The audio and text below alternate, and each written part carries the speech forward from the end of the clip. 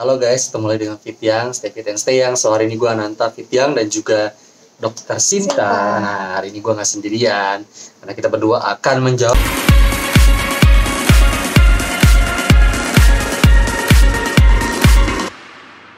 Halo guys, ketemu lagi dengan gue Ananta di Fitiang, Stay Fit and Stay Young. So hari ini gue mau ngadain Q&A dan gue nggak sendirian pastinya. Q&A gue kali ini temenin oleh Dokter Sinta.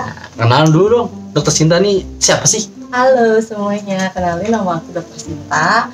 Aku kebetulan seorang dokter umum yang melanjutkan pendidikan di bidang fisiologi dan kedokteran olahraga. Jadi aku lumayan concern di bidang kedokteran olahraga.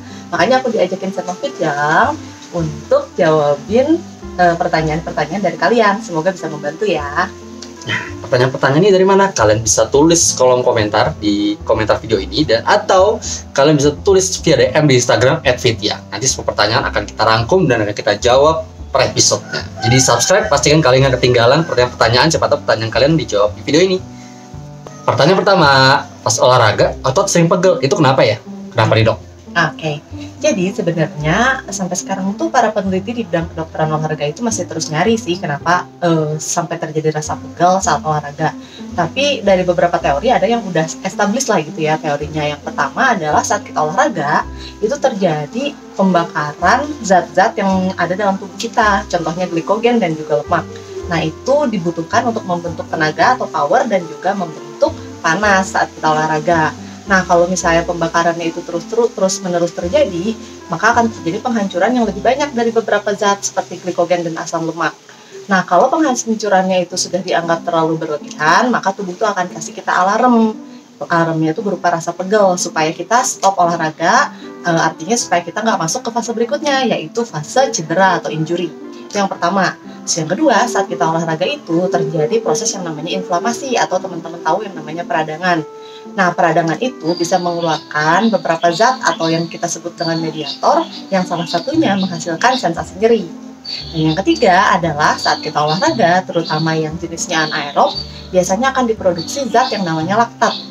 Nah, laktat ini biasanya akan menumpuk pada otot dan jaringan dan menimbulkan rasa pegel. Itu jawabannya. Jadi dengan kata lain, otot pegel-pegel bisa jadi karena olahraga yang overload ya dok? Bisa jadi gitu, bisa jadi kalau misalnya kita lakuinnya tanpa pemanasan. Oh, that's why pemanasan juga penting ya? Iya. Tapi pendinginan penting juga nggak ya setelah olahraga, pendinginan? Pendinginan juga penting. Tujuannya adalah kalau kita olahraga itu kan kita panas nih, denyut jantung juga lebih cepat, terus habis itu pompa darah ke seluruh tubuh juga lebih banyak. Nah kalau misalnya kita tiba-tiba diam, nanti yang bahaya, nanti kalau darah kita.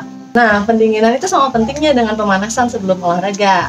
Pendinginan ini fungsinya adalah saat kita olahraga, kan kita biasanya denyut jantungnya tuh lebih cepat.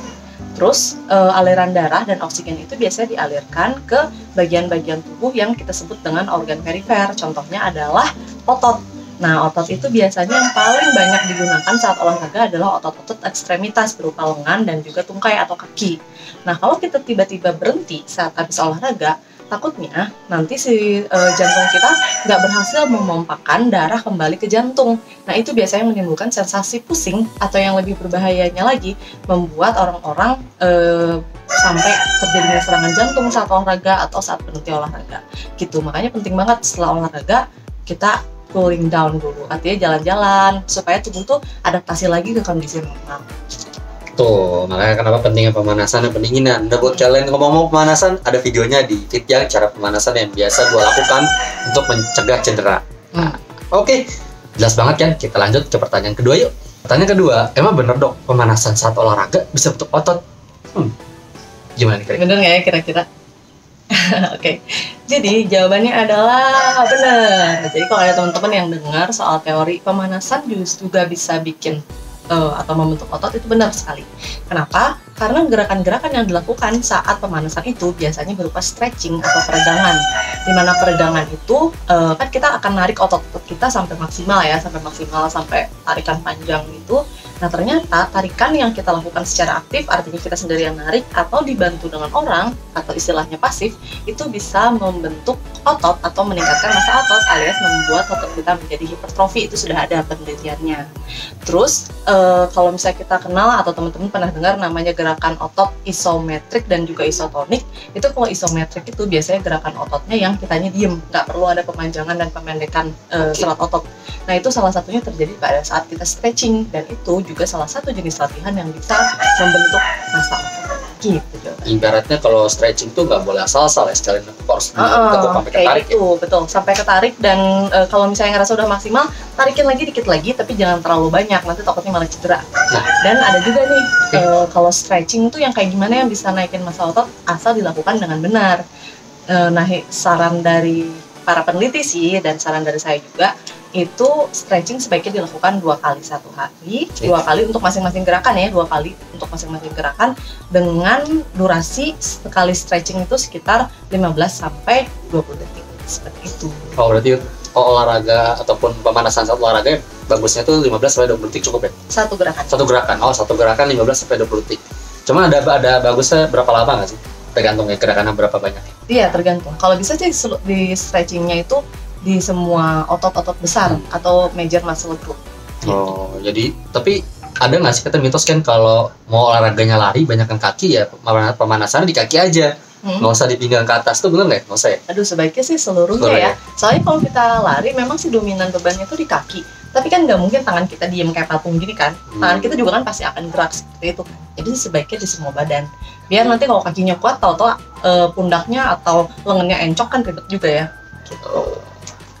Nah, dapat kan infonya jelas banget kan kenapa pemanasan saat olahraga bisa bentuk otot. Oke, pertanyaan ketiga, kenapa sih kalau olahraga ada yang suka kehabisan napas? Ada pernah ngalamin nggak? Nah, kenapa ya penyebabnya dok kira-kira kehabisan napas? Masa olahraga kehabisan napas sih? Bisa? Iya, sebenarnya nggak kehabisan napas ya, tapi sensasinya mulai pengap gitu kali ya maksudnya. Kenapa? Itu bisa banget kejadian. Penyebabnya yaitu satu, tubuh kalian kurang bugar untuk jenis olahraga yang kalian lakukan pada saat itu. Artinya, itu tuh bebannya masih terlalu berat untuk badan kalian gitu.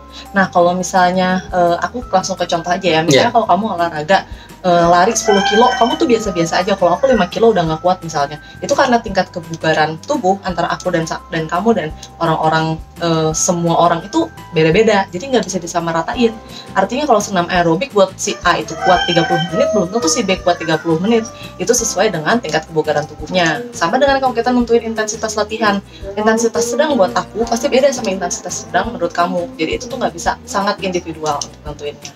Artinya kalau misalnya kalian olahraga itu sampai kalian ngerasa kehabisan nafas, artinya olahraganya masih terlalu berat buat kalian. Itu aja sih kuncinya.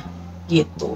Nah, untuk tahu tingkat kebugaran kalian itu termasuk tingkat kebugaran yang baik, yang buruk, atau yang sedang, gampangnya kalian bisa tahu dengan cara ngecek heart rate.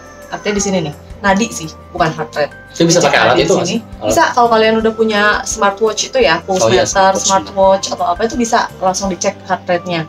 Nah, caranya tuh kalau nggak punya itu semua, kita bisa pegang di sini ya, di sini dengan kedua jari ini, dihitung aja pas lagi istirahat, artinya pas lagi duduk, diem, lagi tenang, dihitung heart rate-nya berapa. Kalau misalnya heart rate-nya itu di atas 80 kali per menit, artinya badan kalian tuh nggak bugar, artinya kalian harus lebih banyak latihan lagi.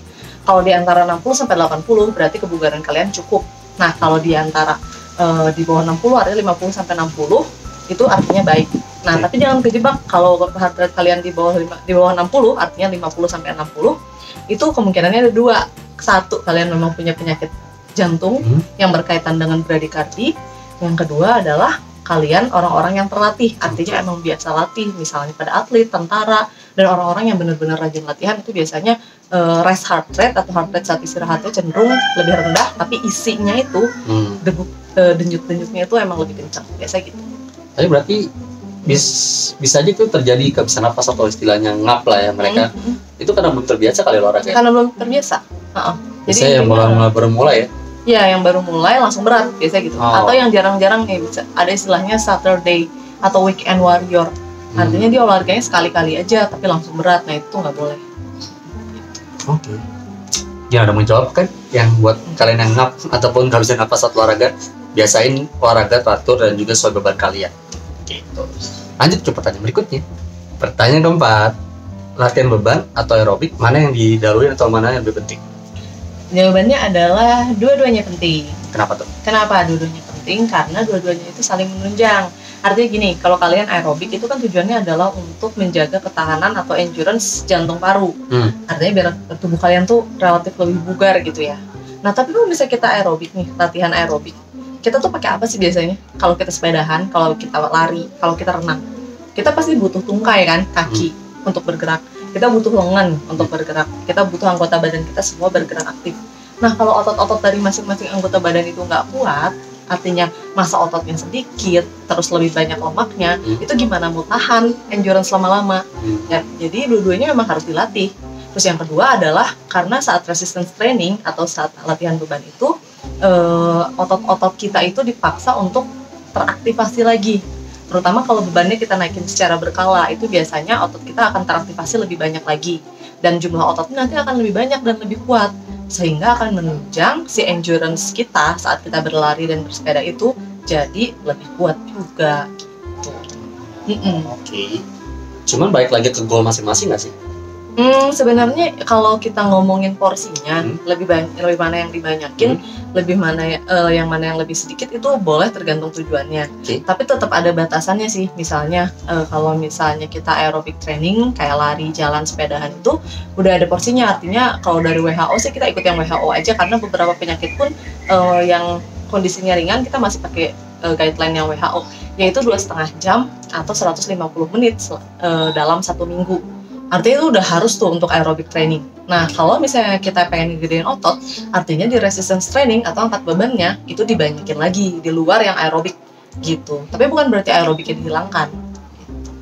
Mungkin kalau ada hari 7 hari dalam seminggu, 1 hari istirahat, 6 kalinya, mungkin porsi kardionya kalau goalnya bentuk otot dibanyakin angkat bebannya ya dibanding kardionya ya. Satu lagi, kalau misalnya untuk tergantung tujuan kalian ya. Kalau misalnya aku bicara dari sisi kesehatan, sebenarnya yang paling dianjurkan untuk latihan aerobik itu sekitar 3-5 kali 1 minggu.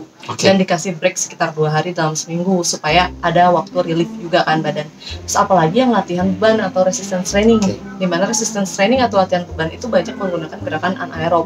Dan gerakan anaerob itu lebih banyak memproduksi laktat seperti yang tadi udah dibahas di pertanyaan pertama ya. Nah, laktat ini untuk ngebersihin dari tubuh kita butuh sekitar 2 harian. Jadi kalau misalnya kalian latihan beban hari ini, terutama yang berat-berat nih bebannya, seenggaknya kasih jeda 2 hari untuk kalian latihan beban lagi. Makanya latihan beban itu disarankan hanya sekitar 2-4 kali 1 minggu gitu. Gimana menjawab kan buat kalian yang mau aerobik ataupun kardio ataupun angkat beban harus gimana, harus porsinya seperti apa? Kita lanjut ke pertanyaan terakhir di episode Ngobrol Sehat bersama Dr. Sinta episode 1. Dan terakhirnya gini, olahraga itu baiknya berapa lama? Nah, ini perdebatan yang memang cukup banyak ditanyakan dan juga banyak dibahas ya. Kita langsung aja tanya sama Dr. Sinta ini yang memang concern ke bidang olahraga. Dok, lanjut, silakan. Kalau kita ngomongin olahraga, itu tuh ada sistem yang namanya FITT plus progression. Artinya frekuensi, intensitas, time, type, dan progression. Artinya kalau kita mau resepin olahraga yang pas untuk kondisi seseorang itu sangat individual dan kita lihatnya dari 5 sisi itu. Kalau kita tanya berapa lama sih olahraga yang baik, itu tergantung dari tujuan kita. Kalau tujuan kita hanya untuk menjaga kesehatan dan kebugaran tubuh secara umum, kita cukup melakukan olahraga sekitar 20-30 menit per sesi dan dilakukan sekitar 3-5 kali per minggu. Artinya itu udah memenuhi juga standar WHO kan untuk yang orang-orang dewasa muda itu sekitar 150 menit atau 2,5 jam per minggu. Itu hanya untuk yang maintenance kesehatan. Nah, kalau kalian termasuk dalam kategori orang-orang yang berat badan berlebih atau obesitas dan ingin menurunkan berat badan, nah kita nggak bisa cuma pakai patokan itu. Kita harus naikin lagi nih durasi olahraganya. Saya ngomongnya durasi ya, karena yang paling penting di sini bukan intensitasnya, tapi durasinya. Artinya dilamain olahraganya. Kenapa? Karena kalau kita olahraga hanya 20-30 menit, itu sumber bahan bakar yang kita pakai itu hanya berupa glikogen, baru glikogennya yang aktif. Sedangkan pembakaran lemak itu baru mulai kasarnya gitu. Nah, kalau kita durasi olahraganya dilamain, artinya kita buat tubuh kita dalam kondisi sedikit hipoglikemi, artinya agak kekurangan gula, terus glikogen juga di situ udah mau habis untuk bahan bakar, maka yang akan diaktifasi adalah pembakaran lemak. Nah, biasanya pembakaran lemak itu baru akan mulai dan sampai puncaknya sekitar 60 sampai 90 menit. Oke. Jadi kalau kalian yang pengen kurus, pengen bakar lemak itu sekitar 60 sampai 90 menit olahraganya. Oke. Dan untuk intensitasnya nggak perlu yang berat-berat, cukup yang moderat atau sedang gitu. Cuman kalau sibuk Cuma ya sempat 30 menit gak apa-apa tuh olahraga. ya nggak apa-apa juga kan, untuk mempertahankan kesehatan nggak masalah 20 sampai 30 menit. Tapi kalau yang buat nurunin berat badan ya wayahna ya emang harus dipanjangin waktu olahraganya. Misalnya kasih waktu pas weekend lah untuk olahraga yang lama gitu. Gimana? Udah tahu kan olahraga harus berapa lama? Jadi itu Desi 5 pertanyaan untuk episode 1 ngobrol sehat bersama Dr. Sinta. Dan buat kalian yang mau tanya-tanya lagi, langsung tinggalin pertanyaan di kolom komentar. Jangan lupa subscribe, like, comment, share video ini jika bermanfaat. Semakin banyak yang nonton, semakin banyak orang yang hidup sehat juga. Dan sampai ketemu lagi di episode kedua. Gua Fit yang pamit, stay fit, stay young, dan juga Dr. Sinta. bye-bye.